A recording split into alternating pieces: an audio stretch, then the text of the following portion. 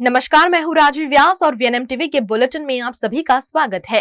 देश, दुनिया और शहर जिलों की खबरों से पहले आइए नजर डालते हैं वीएनएम हेडलाइंस पर।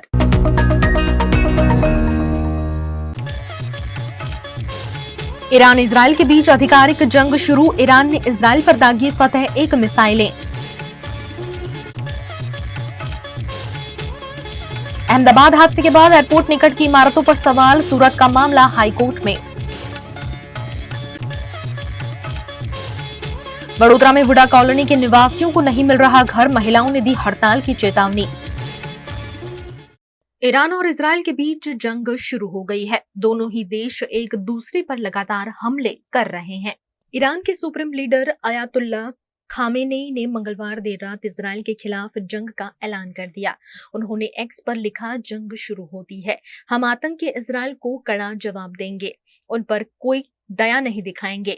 इस ऐलान के बाद ईरान ने इजराइल पर 25 मिसाइलें दागी। ईरानी मीडिया में छपी खबरों के मुताबिक ईरान की सैन्य शाखा IRGC ने कहा कि बुधवार सुबह इजराइल पर फतह मिसाइल से हमला किया गया है। ये पहली बार है जब इस जंग में फतह 1 का इस्तेमाल किया गया है। फतह मिसाइल हाइपरसोनिक है, यानी ये आवाज की गति से 5 गुना तेज उड़ती है। IRGC ने कहा कि फतह मिसाइलों ने इजराइल के एयर डिफेंस सिस्टम को भेज दिया और बार बार उनके सुरक्षित ठिकानों को निशाना बनाया। हालांकि इससे इजराइल को कितना नुकसान पहुंचा है, इसकी कोई सूचना नहीं है। एक ह्यूमन राइट्स ग्रुप ने दावा किया है कि ईरान में मौत का आंकड़ा अब 585 हो चुका है, जबकि 1326 लोग घायल हुए हैं। ईरान की सरकार ने अब तक मौतों की पूरी जानकारी साझा नहीं की है। आखिरी बार ईरान ने सोमवार को हताहतों की जानकारी शेयर की थी। सरकार के मुताबिक इस लड़ाई में 224 ईरानी मारे गए हैं, जबकि 1277 घायल हुए हैं। अहमदाबाद विमान हादसे के बाद हाई कोर्ट में सुरक्षा की गूंज उठ गई है। अहमदाबाद विमान हादसे की दर्दनाक घटना के बाद अब सुरक्षा को लेकर गुजरात हाईकोर्ट में दाखिल एक पुरानी जनहित याचिका एक बार फिर चर्चा में आ गई है। इस याचिका में सूरत एयरपोर्ट के आसपास बनी ऊंची और खतरनाक इमारतों को लेकर गंभीर सवाल उठाए गए हैं। हाईकोर्ट ने मामले की तत्काल सुनवाई करने का निर्णय लिया है और अब इस पर कल सुनवाई होगी। दरअसल साल 2019 में सामाजिक कार्यकर्ता विश्वास भांभुरकर द्वारा दायर की गई जनहित याचिका में यह दावा किया गया था कि सूरत एयरपोर्ट के आसपास बगैर अनुमति के ऐसे ऊंचे निर्माण किए गए हैं जो विमानों की उड़ान में दिक्कत कर सकते हैं और जिससे यात्री, पायलट्स और स्थानीय नागरिकों की सुरक्षा को खतरा हो सकता है।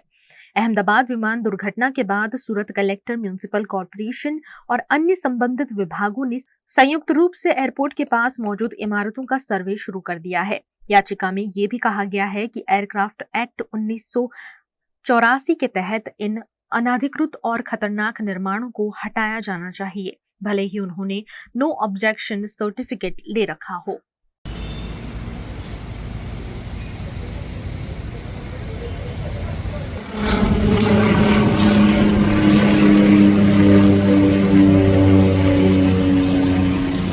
गुजरात के वडोदरा में 2 साल के बाद भी मकान न मिलने पर तांदलजा के स्थानीय निवासियों ने विरोध प्रदर्शन किया।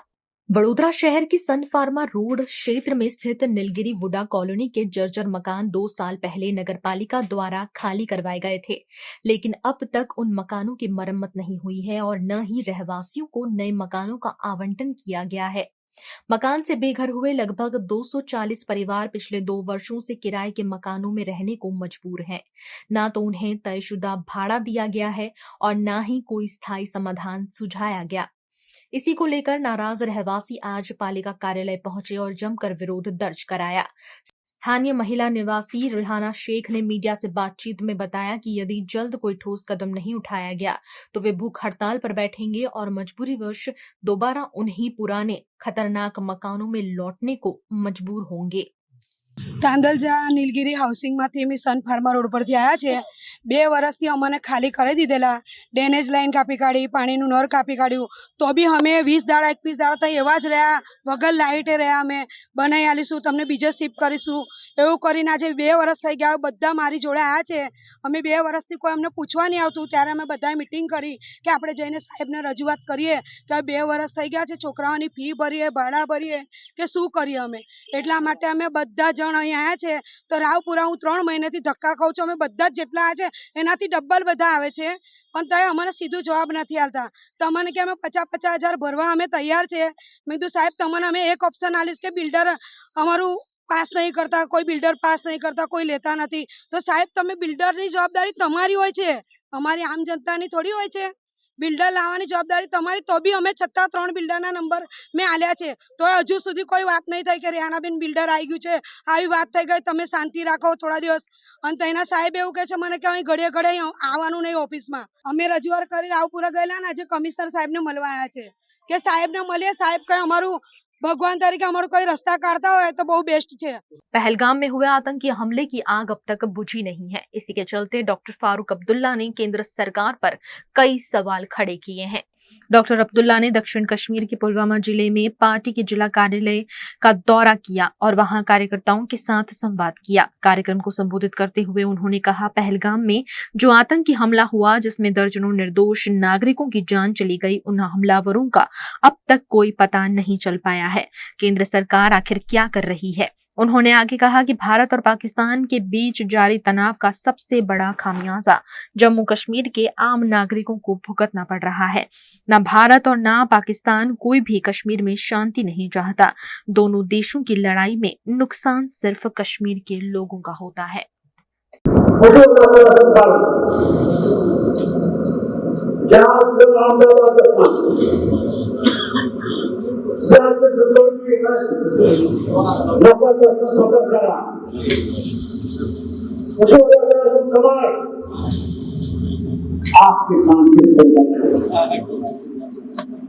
आज इसी सिलसिले में चूंकि आप देख लें इतना काम लोगों के पास आज है, आज लोग काम के साथ है, लेकिन फिर भी इतना हुजूम, जहां हमने कुछ वर्करों को बुलाया था वहां इतना हुजूम आया है, इससे लगता है कि अभी भी लोगों को कितना प्यार है नेशनल कॉन्फ्रेंस के साथ, खासकर डॉक्टर फारूक अब्दुल्ला के साथ।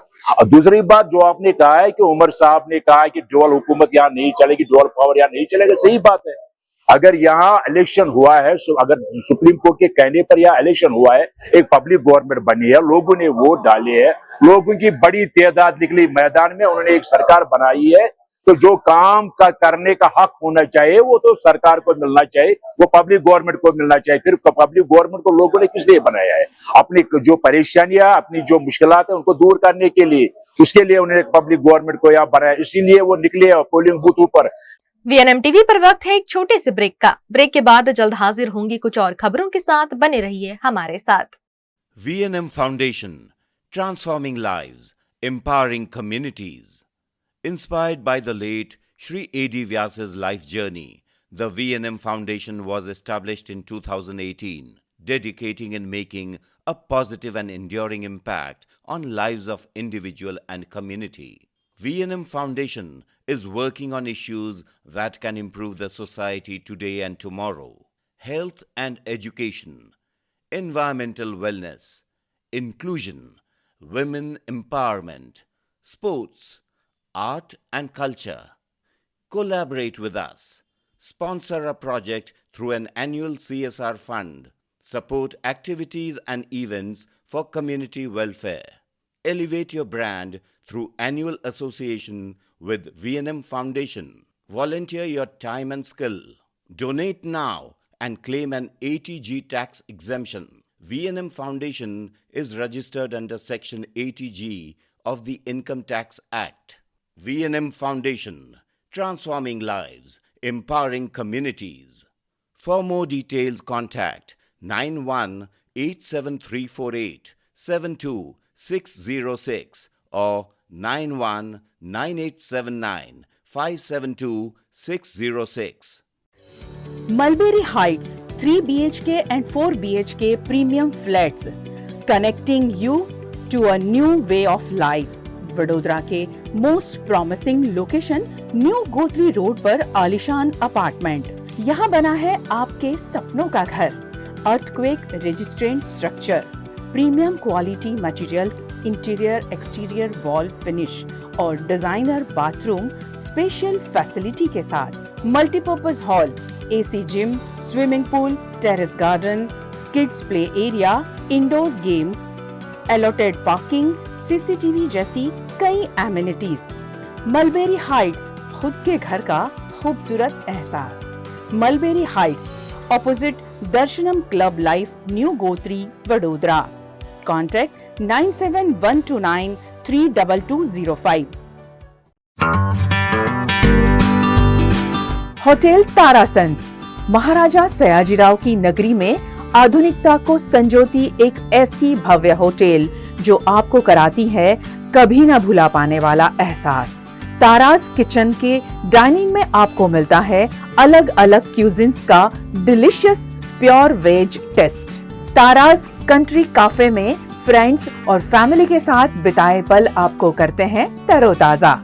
तारास बेकरी बाइट्स की हर एक बाइट आपके टेस्ट बड को करती है सेटिस्फाइड। तारासंस में वेकेशन मनाना हो या स्टेकेशन, आधुनिक लाइफस्टाइल को फुलफिल करता है एक बेहतरीन अनुभव। छोटी बड़ी पार्टी हो या सगाई शादी जैसे बड़े मौके, बिजनेस मीटिंग हो या करनी है कोई इवेंट, तारासंस के अलग अलग कैपेसिटी के बैंक्वेट आपके खास मौके को बनाते हैं बेहद शानदार। Hotel Tarasons, behind Yash complex, Geri road, near Sundaram Nagar, Gotri road, Vadodara.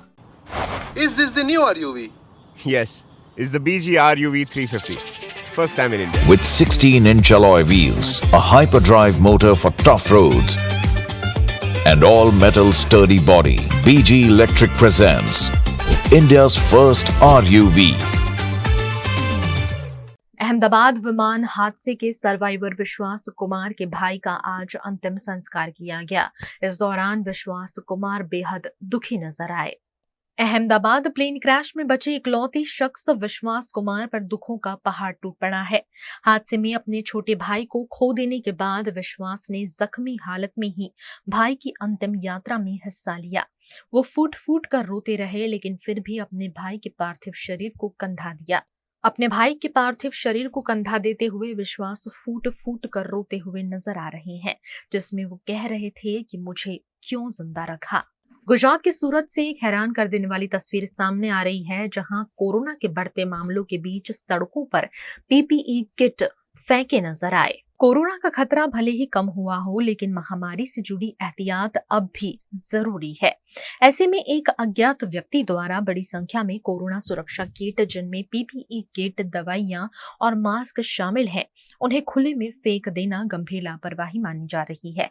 ये मामला सूरत के अठवा लाइन्स पुलिस क्वार्टर्स के पास का है, जहां बड़ी मात्रा में कोरोना सुरक्षा सामग्री फेंकी गई। मौके पर दवाइयां, मास्क और पीपीई किट का जखीरा मिला है।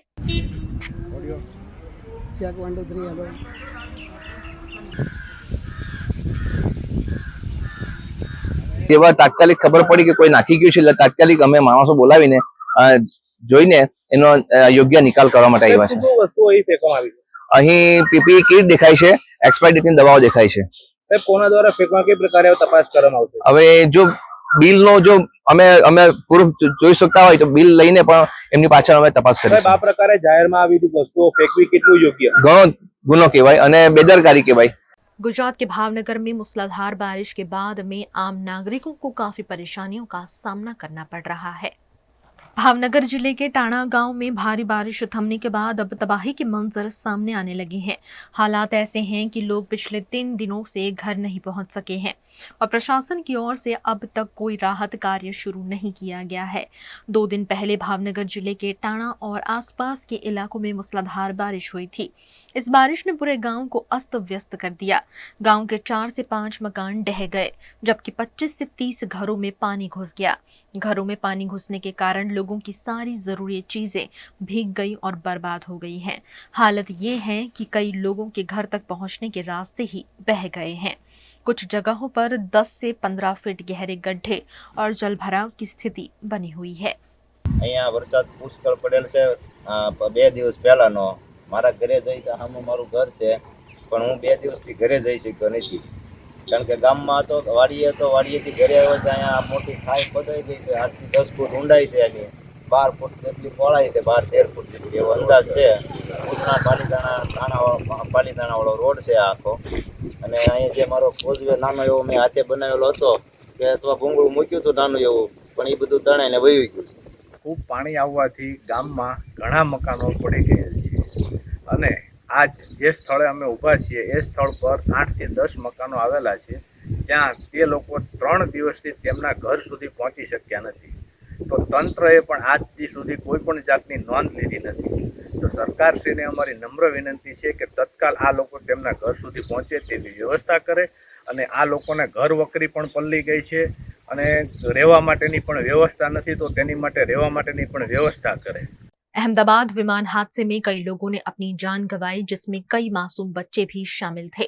उन्हीं में से एक थी सूरत की सारा, जिसे आज अंतिम विदाई दी गई। अहमदाबाद विमान हादसे ने कई परिवारों की खुशियां छीन ली। इसी हादसे में जान गंवाने वाले सूरत के रामपुरा निवासी अखिल और हाना की मासूम बेटी सारा को भी आज भावुक माहौल में अंतिम विदाई दी गई। रामपुरा मन्ना रेसिडेंसी में जब सारा का पार्थिव शरीर उसके घर पहुंचा तो पूरे इलाके में मातम छा गया। मासूम सारा की अंतिम यात्रा में हर आंख नम थी। अंतिम संस्कार के लिए सारा को उसके माता पिता की कब्र के पास ही दफनाया गया। तीनों की एक साथ विदाई ने पूरे समाज को झकझोर कर रख दिया है।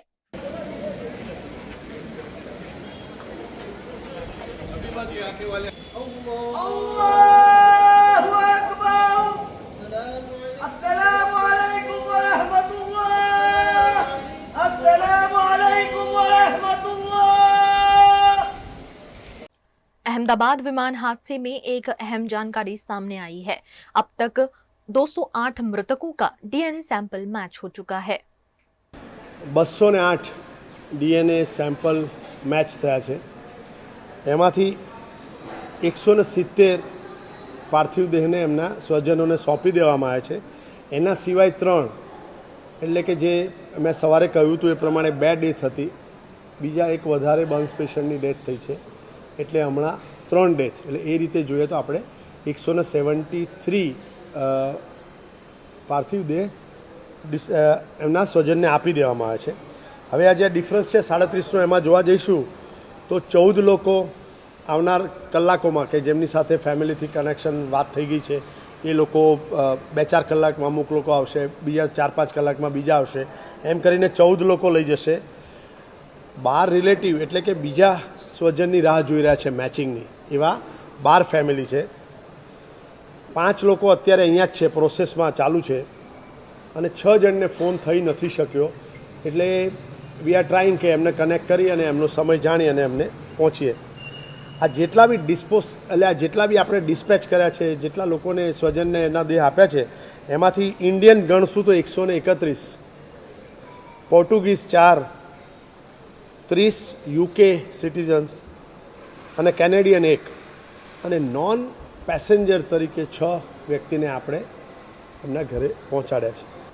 અને જે લોકોને હવાઈ માર્ગે લઈ જવામાં આવ્યા છે એવા 15 લોકો છે। બાકી બધા લોકોને આપણે આપણી જે સિસ્ટમ છે કે એમ્બ્યુલન્સ અને સાથે ફેમિલી કાર અને પાયલોટિંગ કાર સાથે આપણે જે ખૂબ જ માન સન્માન અને ડિગ્નિટી મેન્ટેન કરી અને મોકલીએ છીએ એ પ્રમાણેની પરિસ્થિતિમાં એમને મોકલવામાં આવે છે। અત્યારે કહીશ તો 6 દર્દી ટ્રીટમેન્ટમાં છે, દાખલ છે અને એમની પરિસ્થિતિ સ્ટેબલ છે। वीएनएम टीवी की खबरें अब आप YouTube, Facebook, Instagram के अलावा OTT प्लेटफॉर्म पर भी लाइव देख सकते हैं। डेली हंट, जियो टीवी, वोडाफोन टीवी और जियो फाइबर पर 498 नंबर के चैनल पर भी 24 घंटे वीएनएम टीवी आपके लिए उपलब्ध है। देखते रहिए वीएनएम टीवी। नमस्कार।